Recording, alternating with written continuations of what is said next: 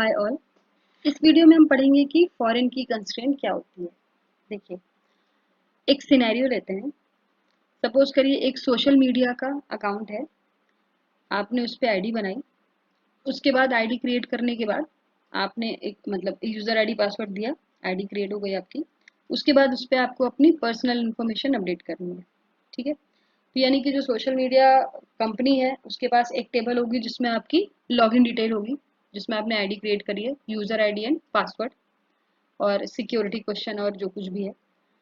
उसके बाद एक टेबल होगी जिसमें आपकी पर्सनल इंफॉर्मेशन होगी अकॉर्डिंग टू योर अकाउंट। ठीक है, तो हम दो टेबल क्रिएट करते हैं पहले। तो क्रिएट टेबल लॉगिन, लॉगिन, और उसमें यूआईडी यूजर आईडी होगी, varchar लेते हैं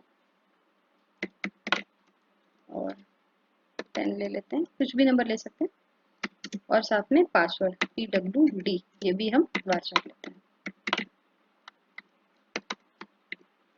अब देखिए, अभी मैंने कुछ भी वैल्यू, कुछ भी टेबल क्रिएट नहीं करी, एंटर नहीं किया। तो एक टेबल होगी जिसमें कि आपकी लॉगिन डिटेल होंगी। ठीक है, यूजर आईडी हमेशा यूनिक होती है। हम कोई यूजर आईडी रिपीटेड नहीं ले सकते। ऑलरेडी यूज दिखाता है, अगर हम कोई ऐसी यूजर आईडी लेते हैं जो ऑलरेडी क्रिएटेड है तो दिखाता है ना, this user ID is already in use. तो हम इसको प्राइमरी की बना देंगे, यानी कि हमें ये डुप्लीकेट नल ब्लैंक कुछ नहीं चाहिए। ठीक है, हम ऐसे भी प्राइमरी की बना सकते हैं, प्राइमरी की, और ब्रैकेट में उस कॉलम का नाम UID। ठीक है, मेरी टेबल ये क्रिएट हो गई है। हम हमेशा प्राइमरी की यहीं पे लिख देते हैं ना कंस्ट्रेंट, उसी के बाद तो हम कॉमा लगा के कोई भी कंस्ट्रेंट ऐसे लिख के ब्रैकेट में उस कॉलम का नाम दे सकते हैं। ठीक है, ये भी मेरा एक तरीका है कंस्ट्रेंट प्राइमरी की सेट करने का। ठीक है, तो ये मेरी प्राइमरी की क्रिएट हो गई, ये मेरी एक टेबल क्रिएट हो गई, अच्छी बात है। अब मुझे एक टेबल क्रिएट करनी है जिसमें कि इस यूजर आईडी की डिटेल होंगी, पर्सनल इन्फॉर्मेशन, यानी कि उसका नाम, उसकी एज, उसका जेंडर, जो कुछ भी है। तो हम एक टेबल और क्रिएट करेंगे पर्सनल इन्फो या इन्फो नाम की। ठीक है, इसमें आपकी यूजर आईडी भी होगी। ठीक है, तो उसको हम आईडी लिख सकते हैं, आईडी है तो varchar होगा, ये भी 10। उसके बाद हम कॉमा लगा के लिखेंगे नेम, ये भी varchar है,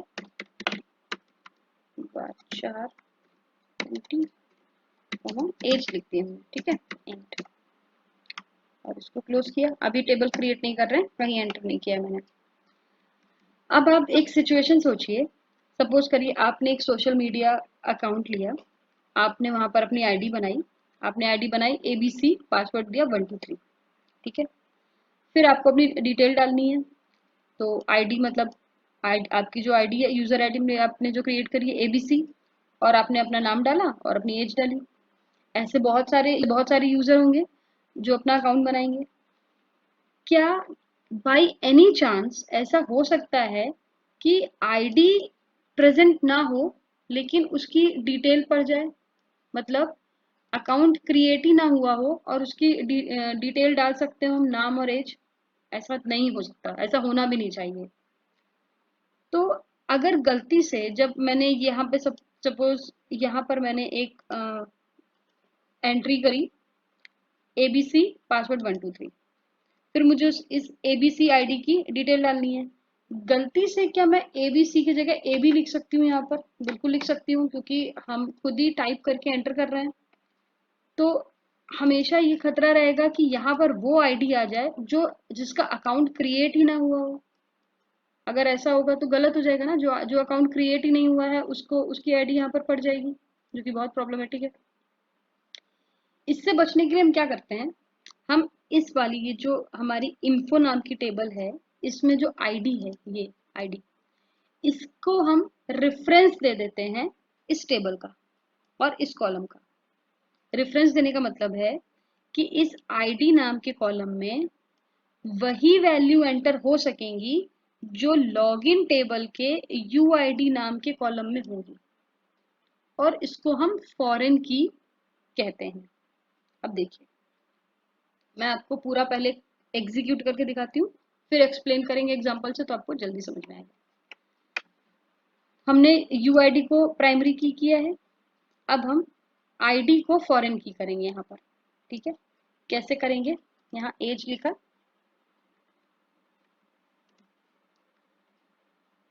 फॉरेन की, FOREIGN, फॉरेन की। कौन सी की हम बना रहे हैं? आईडी को।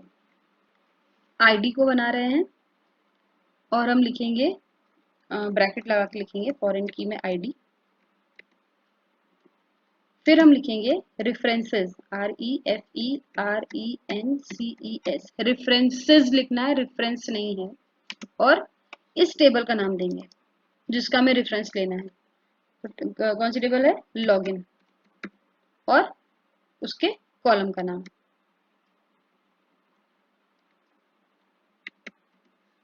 और हमने एंटर कर दिया।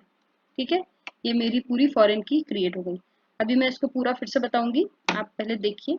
अब हम टेबल में डेटा इंसर्ट करते हैं। पहले हम लॉगिन टेबल में डेटा इंसर्ट करेंगे, फिर हम इन्फो टेबल में डेटा इंसर्ट करेंगे। तो हम क्लिक करते हैं इंसर्ट इनटू लॉगिन और यूआईडी कॉमा पासवर्ड वैल्यू, और हम एक बार में वैल्यूज दे देते हैं, मल्टीपल वैल्यूज। यूआईडी है AAA और पासवर्ड है इसका 111। ठीक है, कॉमा लगा के दूसरा डाला BBB लगा के 222।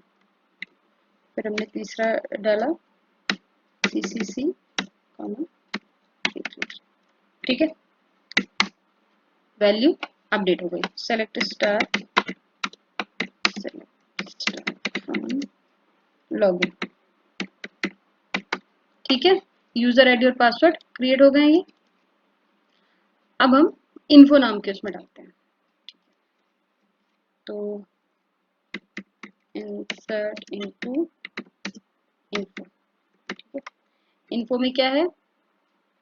डिटेल कौन कौन सी है? आईडी, नेम, एज और foreign key, sorry foreign key नहीं, आईडी, नेम एंड एज। तो ID comma name comma age और वैल्यूज डालते हैं। आईडी हमने, अब हम आईडी ये वाली लेंगे। अब हमें इस आईडी की इंफॉर्मेशन डालनी है, तो हमने आईडी ले ली AAA और नेम दे दिया इसका हमने अमन। ठीक है, और एज दे दी मैंने इसकी 10। एक वैल्यू और डाल दी जिसमें दूसरी आईडी ले ली BBB, इसकी भी मुझे डिटेल डालनी है। नाम ले लिया मैंने इसका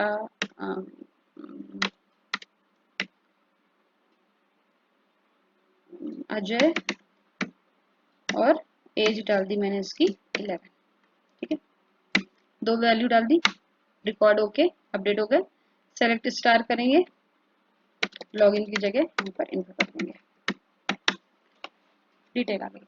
अब देखिए मैं क्या कहना चाह रही थी, इस इन्फो टेबल में उन्हीं यूजर आईडी की नेम और एज आएगी जो यूजर आईडी ऑलरेडी क्रिएटेड है। अगर गलती से कोई यहाँ पर CC लिख दे सिर्फ और वैल्यू एंटर कर दे, तो CC नाम की तो आईडी है ही नहीं, यानी कि अकाउंट क्रिएटेड ही नहीं है। तो यानी कि जो अकाउंट क्रिएटेड नहीं है आप उसकी इन्फॉर्मेशन डाल रहे हो, जो कि गलत है। अब मैंने इसको फॉरेन की बनाया था। मैंने क्या किया था, इन्फो टेबल की आईडी को मैंने फॉरेन की बना दिया था और रेफरेंस दे दिया था लॉगिन टेबल के यूजर आईडी का। इसका मतलब है कि अब आईडी, इन्फो टेबल की आईडी जो फील्ड है उसमें वही वैल्यूज आएंगी जो लॉगिन टेबल के यूआईडी नाम के कॉलम में पड़ी हुई। मतलब यहाँ पर मैं AA, AAA, BBB और CCC के अलावा कोई वैल्यू नहीं डाल सकती। चलिए ट्राई करते हैं।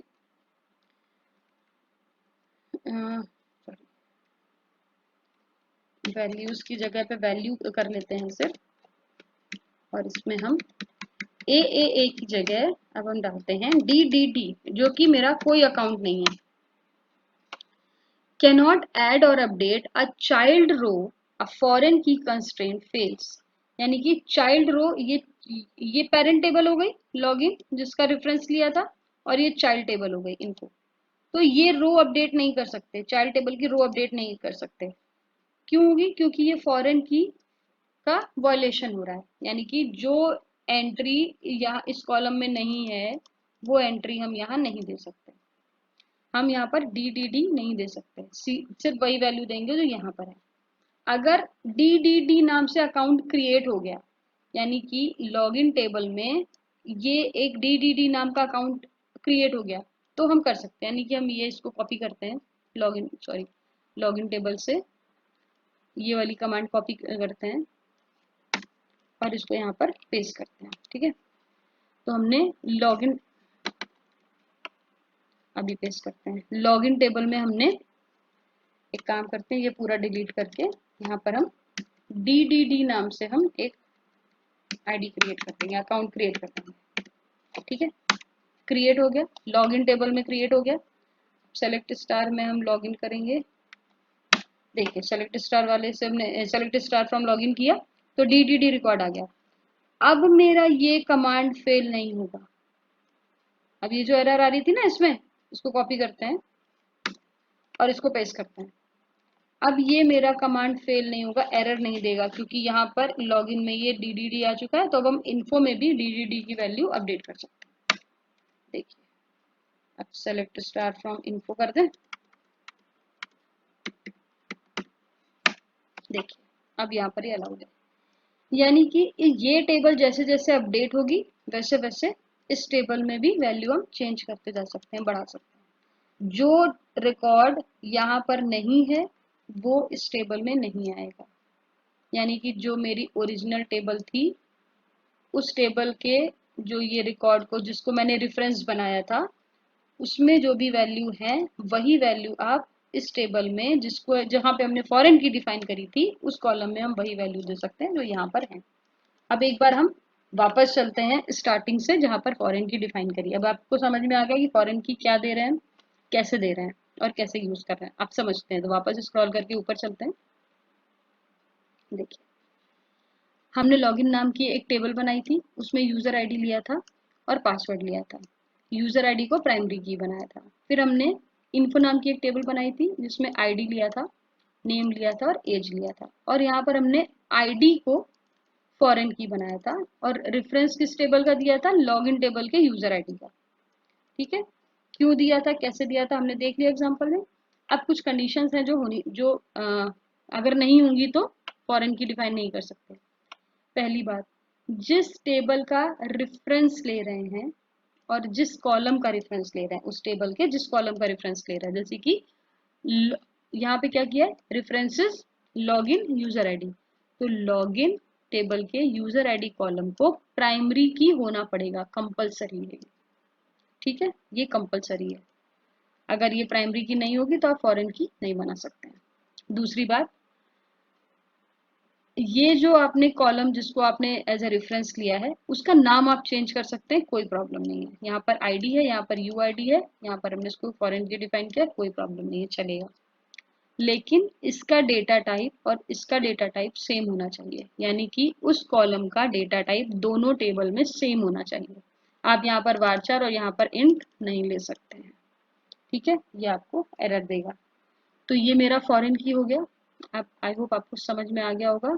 अगर कोई डाउट है या आपको लगता है कि कुछ इसमें छूट गया है बताने के लिए तो आप कमेंट सेक्शन में डाल दीजिए, हम उसको नेक्स्ट वीडियो में कवर कर लेंगे। आप इसकी प्रैक्टिस करिएगा। Till then bye bye.